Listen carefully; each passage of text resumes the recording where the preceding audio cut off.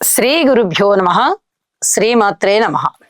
మా భక్తి టీవీని ప్రోత్సహిస్తున్నటువంటి మా ప్రేక్షకులందరికీ ధన్యవాదాలు తెలియజేస్తూ, గురువు యొక్క వక్రస్థితి మనకి కర్కాటక రాశి నుంచి డిసెంబర్ 5వ తేదీన మళ్ళీ తిరిగి అదే వక్రంతో మిథున రాశిలోకి వెళ్తుంది.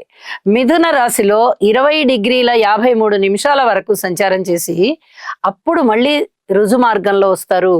అక్కడ ఏ పాదం ఉంది, ఏ నక్షత్రం ఉంది అంటే పునర్వసు 1వ పాదంలో వారి యొక్క వక్రత వీడుతోంది.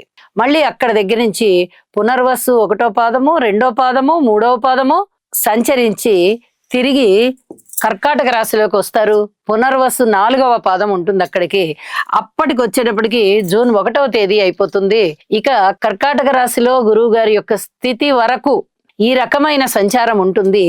మనం ఇప్పుడు చెప్పుకోబోయేది మార్చి 7వ తేదీ గురువు యొక్క వక్రత వీడిపోతుంది ఆ రోజుతో. అప్పటి వరకు చెప్పుకుంటున్నాం. అంటే డిసెంబర్ 5వ తేదీ నుంచి మార్చి 7వ తేదీ వరకు ఉన్నటువంటి వక్రగతి ఫలితాలు ఏమిటి అనేది ఇప్పుడు మనం తెలియచెప్పుకుందాము.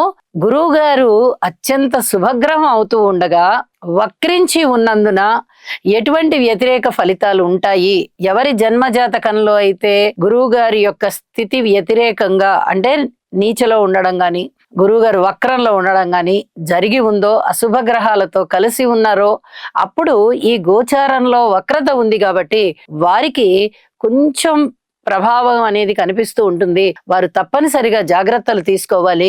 గురు సేవ చేయడము, ఆలయ సేవ చేయడము, తల్లిదండ్రులకి సేవ చేయడము, శనగలు, పసుపు ఇత్యాదివి దానం చేయడము, ఇలాంటివన్నీ చేయడం చాలా చాలా మంచిది అని చెప్పి తెలియజేస్తూ ఉన్నాను.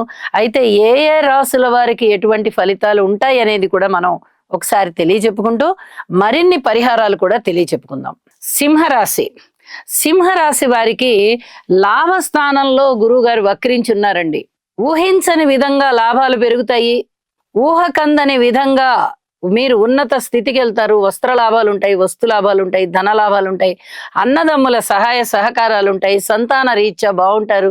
అలాగే భార్యాభర్తల మధ్య అన్యోన్యత పెరుగుతుంది. వివాహాది శుభకార్యాలు కుదరడానికి అవకాశం ఉంది.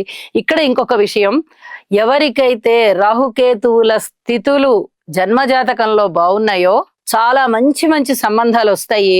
మీరు ఒక మంచి సంబంధాన్ని ఎంచుకుని వివాహం చేసుకుంటారు.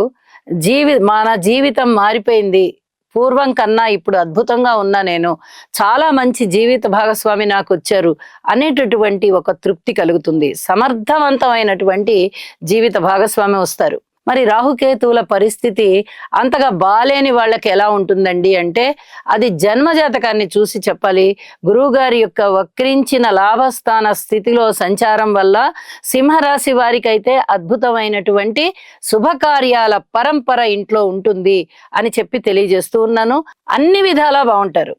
విద్య బాగుంటుంది, ఉద్యోగం బాగుంటుంది, వ్యాపారం బాగుంటుంది, జీవిత భాగస్వామి బాగుంటారు. కొత్త వ్యాపారాలు పెట్టుకోవడానికి అనుకూలమైన సమయం ఇప్పుడు మీకు జరుగుతూ ఉన్నట్టయితే, జన్మజాతకంలో స్థితులు బాగున్నట్లయితే ఖచ్చితంగా మీరు పెట్టుకుంటారు, ఉన్నత స్థితికి వెళ్తారు.